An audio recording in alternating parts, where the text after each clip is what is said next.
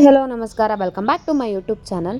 ನಾವಿವತ್ತು 3 ಮಿನಿಟ್ಸಲ್ಲಿ ಸಾಂಬಾರು ಮಾಡೋದನ್ನು ನೋಡೋಣ ಬನ್ನಿ. ನಾವಿವತ್ತು ಅಶಂಬ್ರ ಮಾಡ್ತಾ ಇದ್ದೀವಿ, ಅಂದರೆ ಹಸೆ ಸಾರು. ಅದಕ್ಕೆ ಬೇಕಾಗಿರೋ ಇಂಗ್ರೀಡಿಯೆಂಟ್ಸ್ ಏನಂದರೆ ಕೊತ್ತಂಬರಿ ಸೊಪ್ಪು, ಜೀರಿಗೆ, ಬೆಳ್ಳುಳ್ಳಿ ಮತ್ತು 5 ಮೆಣಸಿನ್ಕಾಯಿ, ಶೇಂಗಾ, ಈರುಳ್ಳಿ, ಕರಿಬೇವು ಸೊಪ್ಪು ಬೇಕಾಗ್ತದೆ.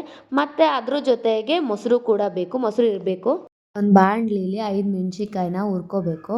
ಅದ್ರ ಜೊತೆಗೆ ಶೇಂಗಾನೂ ಕೂಡ ಹಾಕ್ಕೊಂಡು ಲೋ ಫ್ಲೇಮಲ್ಲೇ ಸ್ವಲ್ಪನೇ ಹುರ್ಕೋಬೇಕು, ಜಾಸ್ತಿ ಏನಲ್ಲ. ಅದನ್ನು ಒಂದು ಮಿಕ್ಸಿ ಜಾರಿಗೆ ಹಾಕ್ಕೋಬೇಕು. ಮಿಕ್ಸಿ ಜಾರಿಗೆ ಹಾಕ್ಕೊಂಡ್ಮೇಲೆ ಅದಕ್ಕೆ ಏನೇನು ಇಂಗ್ರೀಡಿಯೆಂಟ್ಸ್ ಹಾಕಬೇಕು ಅಂದರೆ ಬೆಳ್ಳುಳ್ಳಿ, ನಾವು ಇಟ್ಕೊಂಡಿದ್ದ ಬೆಳ್ಳುಳ್ಳಿ ಹಾಕ್ಕೋಬೇಕು, ಜೀರಿಗೆ ಹಾಕ್ಕೋಬೇಕು, ಮತ್ತು ಸ್ವಲ್ಪ ಕೊತ್ತಂಬರಿ ಸೊಪ್ಪು, ಅದೆಲ್ಲದನ್ನು ಹಾಕ್ಕೊಂಡು ನಮಗೆ ಬೇಕಾದರೆ ಮಾತ್ರ ಕಲರ್ ಬೇಕು ಅಂದರೆ ಅರ್ಶಿನದ ಪುಡಿನ ಹಾಕ್ಕೊಳ್ಳಿ, ಇಲ್ಲಾಂದರೆ ಬೇಡ. ಅದಾದಮೇಲೆ ಒಂದು ಕುಕ್ಕರ್ನ ಹಾಕ್ಕೋಬೇಕು.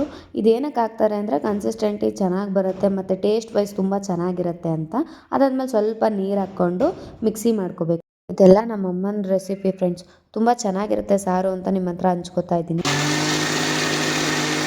ಮಿಕ್ಸಿ ಮಾಡಿದ್ದು ಈ ಥರ ಕನ್ಸಿಸ್ಟೆಂಟಿಯಾಗಿ ಬಂದಾಗ 3 ಸ್ಪೂನು ಮೊಸರನ್ನ ಹಾಕ್ಕೋಬೇಕು. ಮೊಸರಿಲ್ಲ ಅಂದರೆ ಮಾಡೋಕ್ಕಾಗಲ್ಲ ಫ್ರೆಂಡ್ಸ್ ಈ ಸಾಂಬಾರನ್ನ. ಟೇಸ್ಟ್ ಕೊಡೋದೇ ಮೊಸರು ಅಂತ ಹೇಳ್ಬೋದು. ಅದು ಹಾಕಿದ್ಮೇಲೆ 1 ಸೆಕೆಂಡ್ ಅಷ್ಟೇ ಮಿಕ್ಸಿ ಮಾಡ್ಕೋಬೇಕು. ಅಷ್ಟೇ ಹಾಕ್ಕೊಂಡ್ಮೇಲೆ ಈ ಕಡೆ ಒಗ್ಗರಣೆ ಹಾಕ್ಕೋಬೇಕು. 2 ಸ್ಪೂನ್ ಎಣ್ಣೆ ಹಾಕ್ಕೋಬೇಕು. ನಮ್ಮಮ್ಮ ಫುಲ್ ಅರ್ಜೆಂಟಲ್ಲಿ ಹಾಕ್ಕೊಬಿಟ್ರು, ವಿಡಿಯೋನೇ ಮಾಡ್ಕೊಂಡಿಲ್ಲ. 2 ಸ್ಪೂನದ್ದು 1 ಸ್ಪೂನ್ ಬಂದಿದೆ, ಬೇಜಾರು ಮಾಡ್ಕೊಬಿಟ್ರಿ.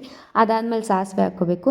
ಸಾಸಿವೆ ಹಾಕೊಂಡ್ಮೇಲೆ ನಾವು ಹೆಚ್ಚಿಟ್ಟಿದ್ದಂತಹ ಈರುಳ್ಳಿನ ಸ್ವಲ್ಪ ಫ್ರೈ ಮಾಡ್ಕೊಬೇಕು. ಈರುಳ್ಳಿ ಮತ್ತು ಕರಿಬೇವು ಸೊಪ್ಪನ್ನ ಫ್ರೈ ಮಾಡ್ಕೋಬೇಕು, ಜಾಸ್ತಿ ಅಲ್ಲ, ಫುಲ್ಲು ಕಂದು ಕಲರ್ ಬರೋ ಥರ ಅಲ್ಲ, ನಾರ್ಮಲಾಗಿ ಲೋ ಫ್ಲೇಮಲ್ಲೇ ಸ್ವಲ್ಪ ಹೊತ್ತು ಮಾತ್ರ ಮಾಡ್ಕೋಬೇಕು.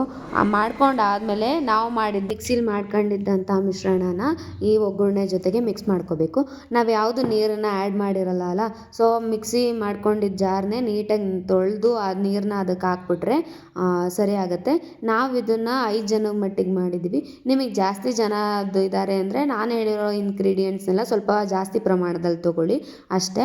ಅದಾದಮೇಲೆ ರುಚಿಗೆ ತಕ್ಕಷ್ಟು ಉಪ್ಪು, ನೀವು ನೋಡ್ಕೊಂಡು ಉಪ್ಪು ಹಾಕ್ಕೊಳ್ಳಿ.